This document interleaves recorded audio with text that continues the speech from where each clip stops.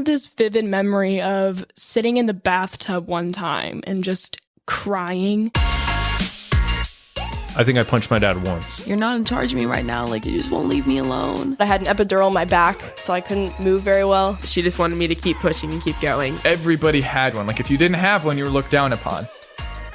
This is a show where teenagers share their experiences growing up in today's world. I'm your host, Dr. RJ, and this is A Teen's Perspective.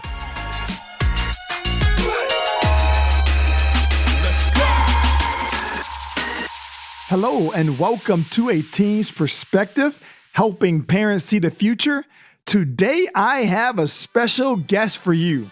He's the number 8 basketball player in the world, the number 1 power forward in the class of 2020. He averaged 26 points, 13 rebounds, 3.4 blocks while leading Vandergrift High School to a program's best 33-3 record and to win their first district championship. Of course, he earned a spot in the prestigious McDonald's All-American Boys Basketball game. So today we have Greg Brown III. How are you? How's it going? Thanks for joining us here. And we want to start off and talk about your family environment. So share with me, how was it growing up in the Browns household? Growing up, it was a lot tougher than you think. And a lot of people think, because I moved down here into Austin away from my mom when I was 10. It's because my mom, she had a lot going on with her sister in volleyball. So I really just was like sitting out around the house doing nothing. So I just came down here for a better opportunity. When I came down here, my dad was strict, on my tail about everything, and just trying to get some discipline in me, teach me how to become a man.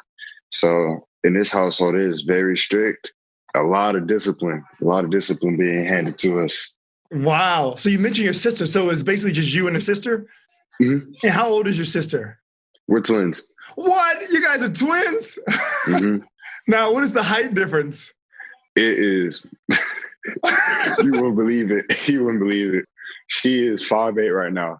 Oh, wow. 5'8". Well, that's still tall for a girl, for sure. Yeah. And how tall is your dad?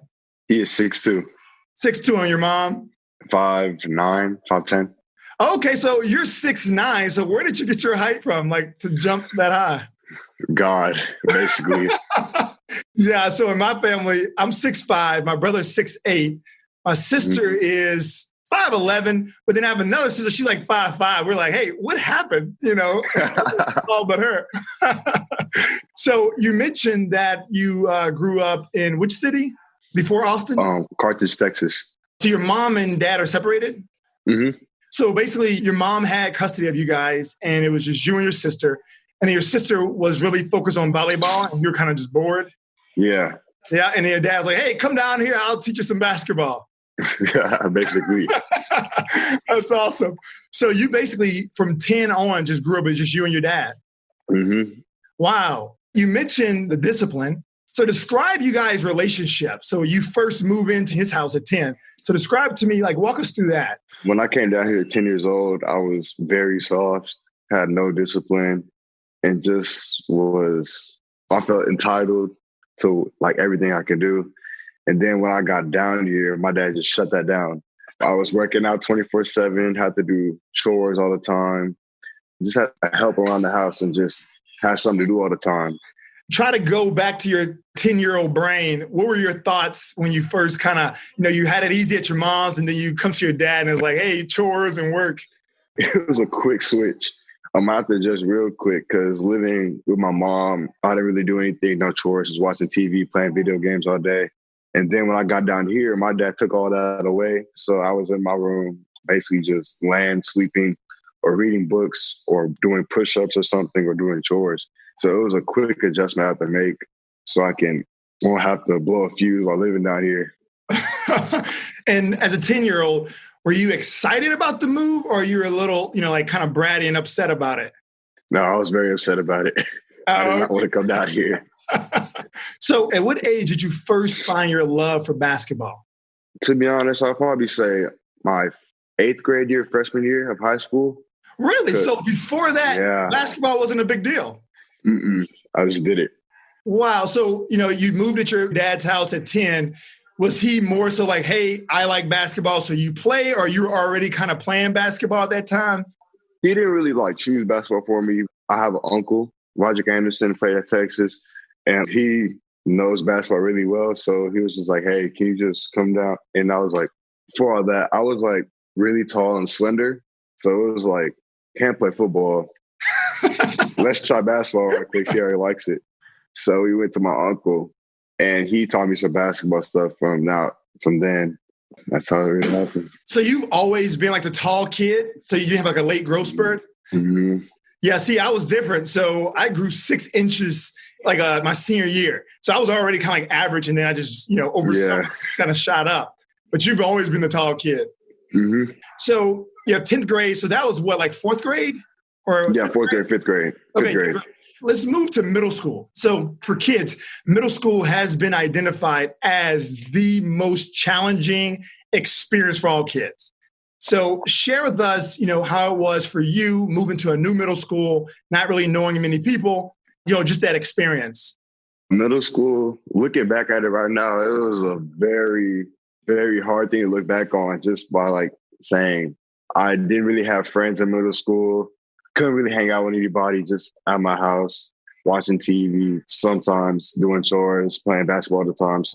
And then I was just going through my little phase of like trying to figure everything out and just, typical middle school kid stuff. So it was very hard back then. And plus my dad being on my tail about everything, trying to form me to a great man in society. So it was a very challenging phase of my life. Yeah, I hear that a lot. So, I'm an orthodontist, but I'm also a life coach. And whenever I'm talking with kids, especially about middle school, it seemed like friends is one of the hardest things to kind of find. And, they're always switching friend groups because, this person said something about that person. So when did you find your first group of friends that you trusted? I wouldn't say I really found a friend group. It was just I just find one person, start talking to them, and then leave, and then find another person, start talking to them. So it was just random for me. Oh, I see. Yeah, I know you mentioned that your dad was very strict. You didn't have a true friendship with one person or a group of people. So what other challenges did you face in middle school? Definitely the schoolwork, because I used to come from Carthage, Texas. Their schoolwork wasn't really as challenging as it was down here. So when I came down here to work, town, right? Very small town. Yeah, okay. Yeah, and here it's competitive. Yeah, very competitive. And the workload is just wow. I had homework every night, had to turn everything in by the next day. And it was just very stressful. So I think that was another challenge I had to overcome in middle school. Did you do the AAU basketball and all that? So you did do all that? So in middle school, were you playing outside of the school, or you mainly just played for the school? I was playing both. Oh, okay. So you're basically playing year round. Yeah. So at what point did you recognize that you were good? Probably leaving 8th grade year. Oh, so in middle school, you thought you were just kind of average? Yeah, I was really frail my middle school years. So I was being pushed down a lot, just knocked down all the time, pushed around. Then I had a nickname. It was Bambi. And then I figured this out a couple years ago. When I was playing in middle school, parents were making bets about how many times I'll fall down in the game. What? Yeah. Oh, man. So as a middle schooler hearing this, how did that make you feel? Yo, it just made me motivated, have a little chip on my shoulder, just get in the weight room, get stronger, get on push-ups, and just be a little bit more tougher. Now, I can understand how challenging it can be to focus a lot of your energy towards basketball in middle school, but also schoolwork. So how did you find that balance? Basically, just get it done after school before practice. That's what my dad always did. Before I would go to practice, I would just do my schoolwork in the car and then just go to practice, basically. And then just study when I need to when I get home. That was kind of the rule, school before basketball. And your mom or your sister is still in a different city. So how was it trying to balance all that, plus the relationship with your sister and your mom? It was real hard because as a middle schooler, I didn't really understand the situation. They would try to sugarcoat it and make everything seem like it's fine. So basically just calling them, it just helped a lot, basically. Because my dad, he was a very strict parent back then. And then my mom, she just like eased everything up so that it's going to be fine. It's going to be okay. So she was like the easing parent. She just like soothed everything out. So she made it a lot easier balancing the schoolwork and basketball and everything while talking to her. You mentioned that 8th grade, you recognized like, hey, I'm pretty good. So in middle school, did you actually think about like, I can possibly make it to like the NBA, things like that? Were those thoughts going through your mind, or are you kind of just playing, just because it's fun? Yeah, in 8th grade when I realized I was good, I still have this dream just to be a legend in the NBA. And then that's when I started, I was like, hey, I need to work a lot harder so I can get to that dream. So that's when I really just started taking it seriously, when I just figured out I wanted that dream. And when did your dad recognize that like you had all of this potential? Probably sophomore year of high school. Oh, okay. So 8th grade, he's like, oh, that's a dream every kid has. Yeah. So what were your coaches saying in middle school? Did they like, hey, you're a special kid? Or they're like, you're good. You're okay. Yeah, they were like, you're good, you're okay. They just saw a lot of potential in me because I was tall, can handle the ball, shoot, very skilled. This is like before the athleticism. And they just saw like a lot of potential. So they just tried to focus on that, trying to help me reach it. Okay, so you're leaving 8th grade and then you're entering freshman year. So what are some of the things the coaches are telling you? Because you started off at the freshman team, right? No, I started off on the varsity. Oh, you went straight to varsity. Mm-hmm. You had to know something in 8th grade that, if you're going jumping straight to varsity, right? So was there any communication between the 8th grade coach and the varsity coach, to say, hey, you want to take this kid? Not that I know of, but I think there was a little communication, but I really couldn't tell you because I don't know what was said. So you get into freshman year and you guys are trying out the summer before. And at this point, you don't know which team you're going to be on, right? Mm-hmm. And then all of a sudden, like, how did they present it to you? Like, hey, we're going to take you as varsity. We had those little meetings, like after tryouts, and coach put me in the office and he just told me, you're on the varsity team. You made varsity as a freshman. Great job. Now it's time to get to work. Oh, wow. So what was your, initial reaction? I was surprised because I was still in that little frail state, skinny state. And then I just realized, I was like, dang, varsity isn't no joke. So I had to get a lot better. And when you first met the varsity players, like, what was the experience? Were they very like trying to put you under their wing, or they're kind of like, hey, we're competing? Both. Oh, okay. When I came in and as a freshman, it was like a couple practices. Then I was in the starting spot on a varsity basketball team. So they were like trying to help me, but they were trying to compete against me just to get the starting spot back. So yeah, that's how it really was. And your freshman year, when did they have you, actually start? I started the whole season. From first game. Wow. Mm-hmm. So at that point, you mentioned your dad didn't really recognize the potential until sophomore year. So even starting freshman year at Vandergrift, that didn't cue him that, hey, you're pretty good. Yeah, he thought I was pretty good, but it was just like sophomore year. He was like, wow, this kid is something else. All right. So tell me, when did you actually believe that you can make it to like a Division I school and potentially NBA? I'll probably say freshman year, 8th grade year, because that's when I first got offered by Texas. Oh, so talk to me about that. As an 8th grader, as a freshman, it was like Texas, like it's just Texas. But then like throughout my high school year, I was like, oh, wow, Texas is a D1 school. But then all the other schools came in and it was just like kind of mind blowing how everything just like came into place. Yeah. And when you look at all the years that you played, because you started all 4 years, which year was your favorite? Actually, junior, senior year is kind of like what and what. And why is that? We just got a lot accomplished junior year and senior year, like 33-3 for senior year. And then the scoring record for junior year, top 3 in Texas for scoring. So yeah, and rebounding awesome. and blocks.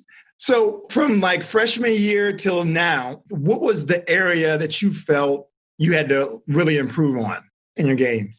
I'll have to say shooting, IQ, and just getting the weight room, basically, just getting bigger and stronger.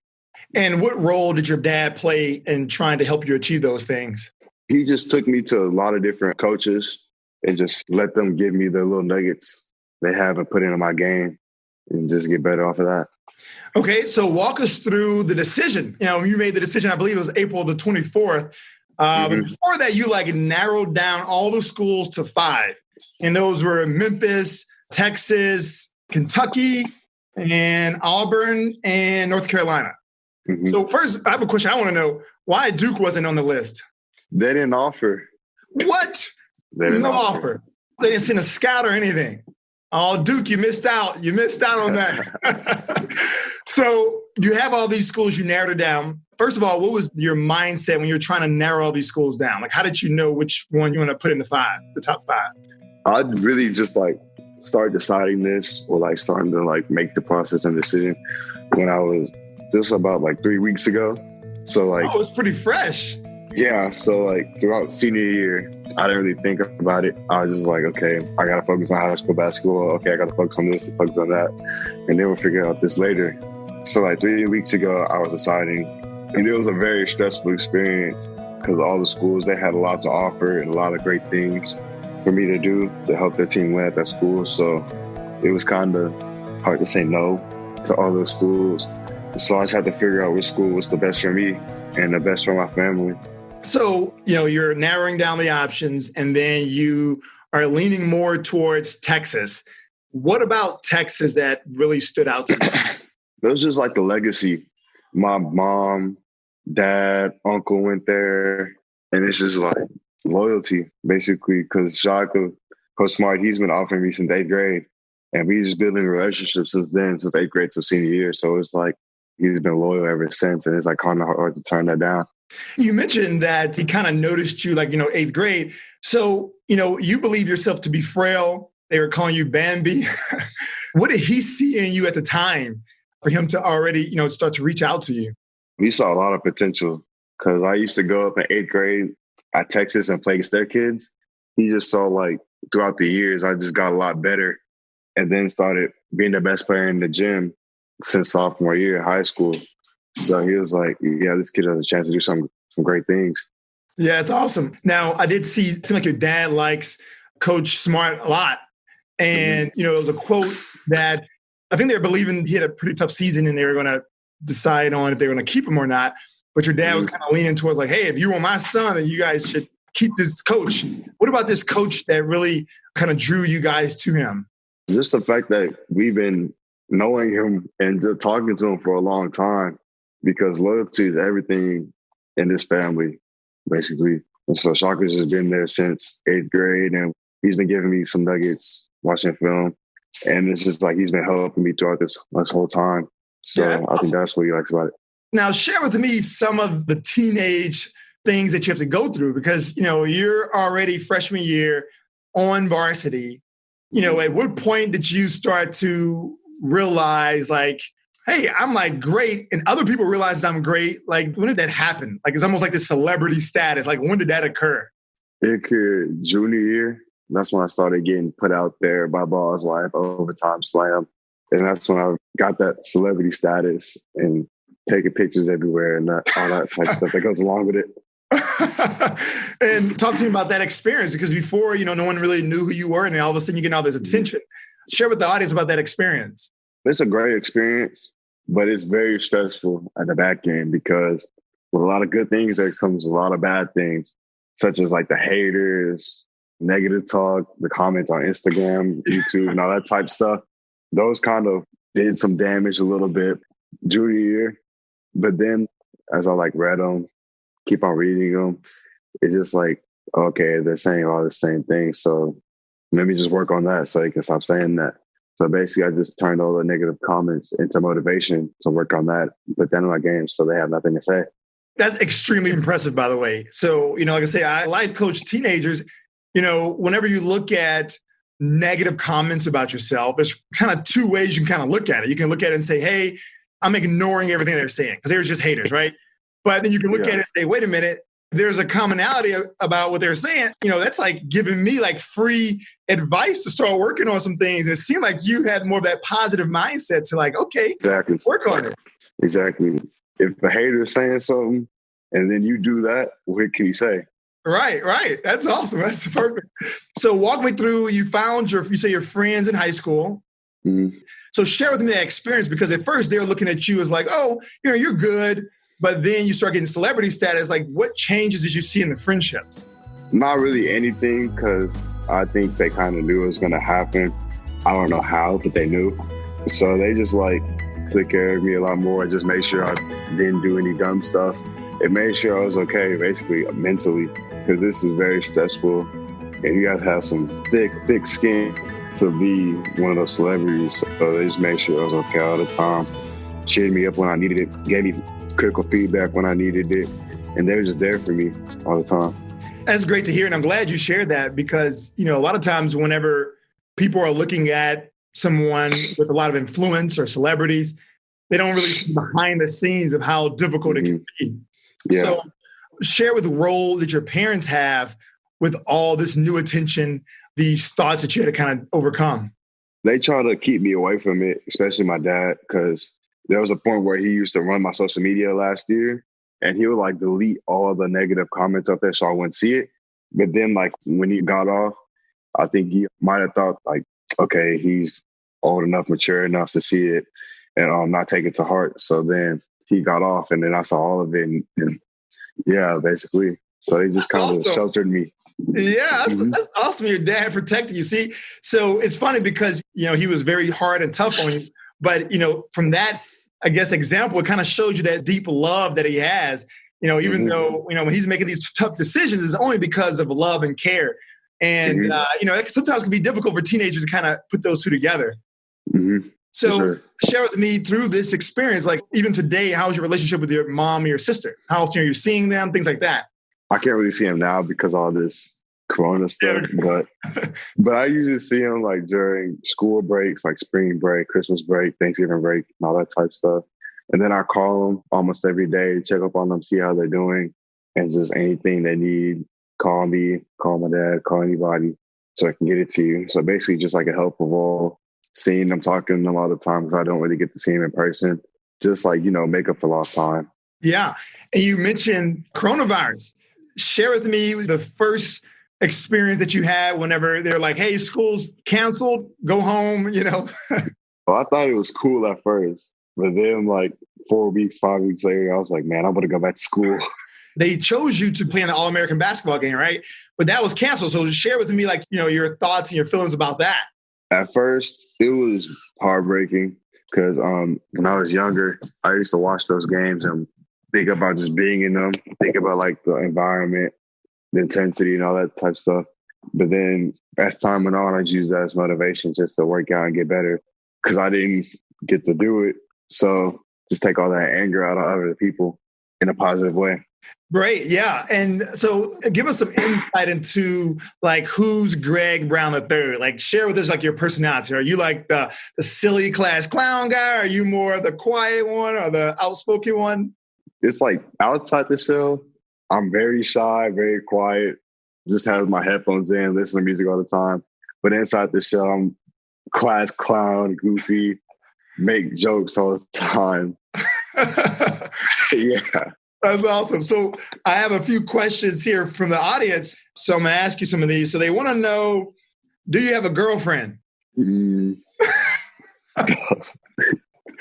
So there was a lot of pausing and thinking at that moment. Yeah.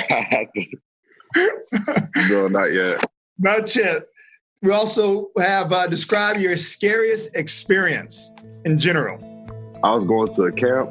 This is like very funny too. I was going to a camp and I was like 13, 14, and I was leaving out the car. And then my dad, he was like, okay, bye, have a good time and all that type of stuff.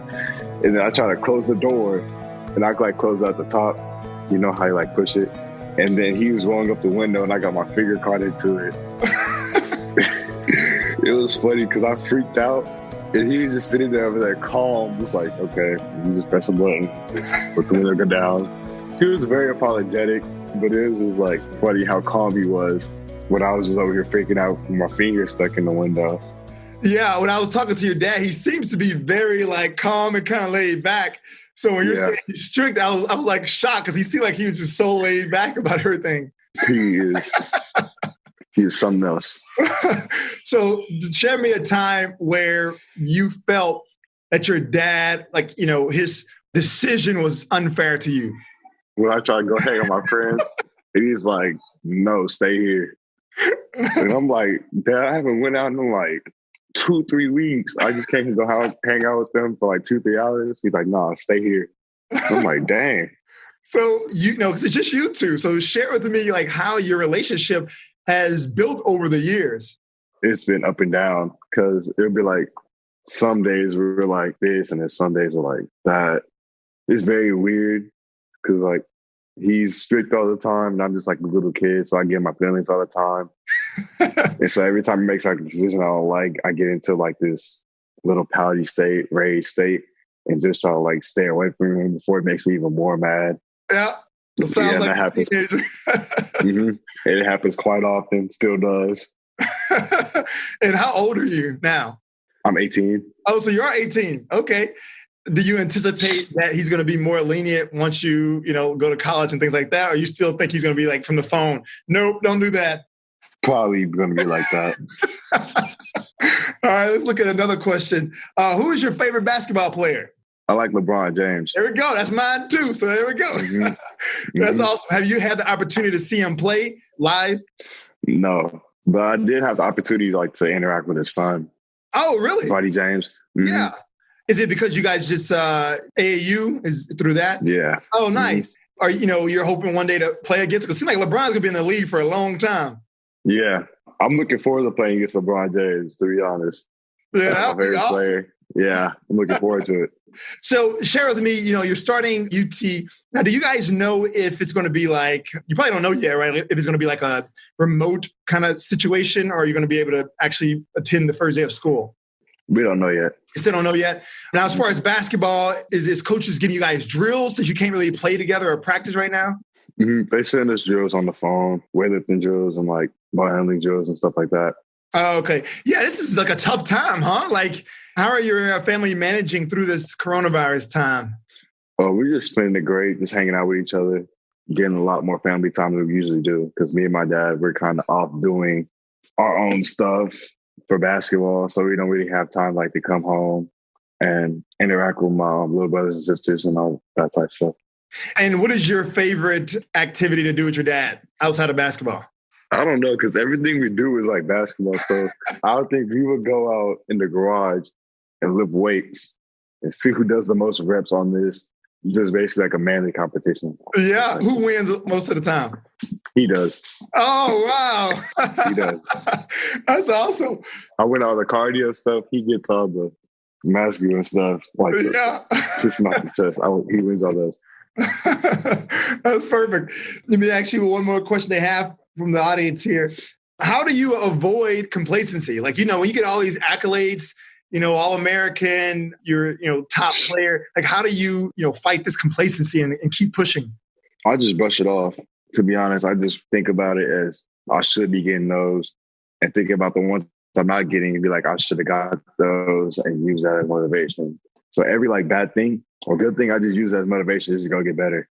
That's awesome, man. That's a great attitude. Mm-hmm. So when you're in first year, did you already set goals? Like, what are your goals for first year at UT? My goals is to go in and just win, basically win Big 12 championship, win the NCAA championship. That's my true goal right there. And my little goals is just like to get better at something every day, like shooting, ball handling, strength, just get better at something. That's like LeBron James, in fact. He always talks about like, always trying to get better at something. So that's awesome.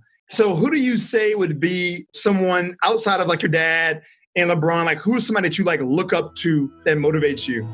I'll probably say my uncle that went to UT because he's been through a lot. He's been through thick and thin, living with his mom in Baton Rouge, and just seeing what he's gone through then and where he's at now. It kind of just amazes me because some people kind of fold in that environment and go down like the wrong path with drugs, alcohol, and that type of stuff, and just kind of shut down. But he just made the best out of it, and he's living great now. So he's a really big influence to me. That's awesome. Expression. It sounds like you have a lot of people around you that kind of keeps you on the straight path. Mm-hmm. A lot of them. Yeah. So express to me as far as you're going to UT. Outside of basketball, like what is your passion? I haven't figured that out yet. I haven't figured that out yet.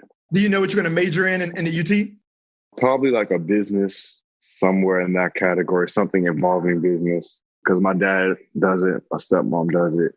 And so I just kind of like have a little interest to it because my stepmom's working right now. She's talking about it. And sometimes I just like peek over and just listen to what she's saying. And it kind of interests me in what she's doing. Oh, that's awesome. So you brought up your stepmom. So your dad is like extremely strict. Your mom is super relaxed. So how is your stepmom as far as the in a parenting role? She's like my mom. Okay, it's nice to have that balance. She's kind of more relaxed and yeah, because my dad is something else when it comes to parenting. So can you remember something from your dad that sticks with you to this day? Something that either he taught you or he showed you that really sticks with you today? It's going to be a lot of points because like back then he used to just give me a lot of nuggets. Like I wouldn't understand back then, but now that I look back at it, I really understand now since bumping my head and going through that situation. So I'll probably say like everything he's taught me outside of basketball, like how to be a man, going through life and all that type of stuff. Just everything he's told me has been like some points that I really just like look back on and be like, he's very wise and he's talking about. That's awesome, man. Before we end the show here, what I want to know is you made it through the teenage experience, right? And your experience may be a little different than most, but what can you share to parents in particularly about understanding teenagers? They're very moody. They're very moody. And we just let them go through whatever they're going through. Basically, don't try to pamper them and pursue everything because that's how life really is. Life is going to be really hard if you try to pamper them throughout their teenage years. So I look at other kids right now and just see like what they're going through since they've been pampered all the time and they're just like struggling, panicking, trying to figure out what's the next step in their life. And then what I've been going through is just like makes things a lot easier since I've had to go through things by myself a lot. When it comes to teenagers, coaching is so effective because we use proven techniques that help teens identify goals and develop actionable plans to achieve them. If you're a parent and you want to learn how to use these coaching techniques to coach your own teen, visit us at coachyourteen.com. What a great interview with Greg Brown III. He's the number 8 basketball player in the nation, and he will be joining University of Texas. So what I want to share with the parents, or if you're a teenager and you're listening, I would like to share this with you as well, is this idea of belief. So in Greg's case, belief started pretty early for him in the 8th grade. People started to see potential. They started to see what can become if he continued on this path of basketball. They saw that he had the height, he had the ability. All he needed to do was to continue to develop, and he could be a basketball star. So there's a lot of excitement around Greg, a lot of belief. What I want to encourage parents is to have the same level of excitement and belief around your child as well. Even if your child is not going to play professional sports, even if your child will not reach the highest level in acting or singing, whatever their passion is, bring this level of excitement and belief to them. Help them to see that anything is possible. And the way you do that is with action. Anytime you believe, there needs to be action. So it's great that you as a parent is telling your teenager that they're awesome and they're smart. I mean, these words of encouragement are great. But what I want to encourage you is to view your child as if they were making it to the NBA. I want to see that level of excitement. I want to see that level of surrounding them with experts to help them develop. Because the truth of the matter is, even though they may not be televised, right, in their future, they have potential to change the world. They have potential to change their generation, no matter what it is. But they need to believe that. Because unfortunately, what I'm noticing as a life coach is that teenagers think too small. They only think the level at which they can achieve. I hear it all the time. I want to be a doctor. Yeah, I want to go to school. Hope I get into the best school. But if not, it's fine. And I'll try to be a doctor and maybe be a neurosurgeon, right? It doesn't sound like a lot of belief. And for the parents, it's more so like, hey, study, right? And if you're struggling, I'll give you a tutor. But theirs is not this huge excitement like, hey, you're going to change the world. So let's prepare you now. Let's give you all of the help, all of the support you need now. So that's what I'm encouraging parents to do, is to show that you believe in your child, to show them that whatever they are doing can be bigger. And in almost all cases, it's bigger than them. And that's important for your child to know what they're doing is bigger than them, because it takes the pressure off of them. Whenever you start to think big, you immediately experience fear, because you're like, how can I achieve that? How can I be the one to cure cancer, right? Like, how do you do that? Especially, speaking from like a 14-year-old, 15-year-old. Well, this level of belief helps them to understand that it's bigger than them. Like, in other words, it's not just them. There's a bigger power that's going to help them change the world. So I hope you enjoyed the interview with Greg Brown III. I hope you got excited about his future, because he will be a star in the NBA. But I want you to look at your child and bring the same level of belief and excitement. Well, I hope this interview will help in some way with the relationship between you and your team. Thank you for listening, and thank you so much for all of your support. Please review, rate, and subscribe, and share with a friend. Once again, I'm your host, Dr. RJ, and this is A Teen's Perspective.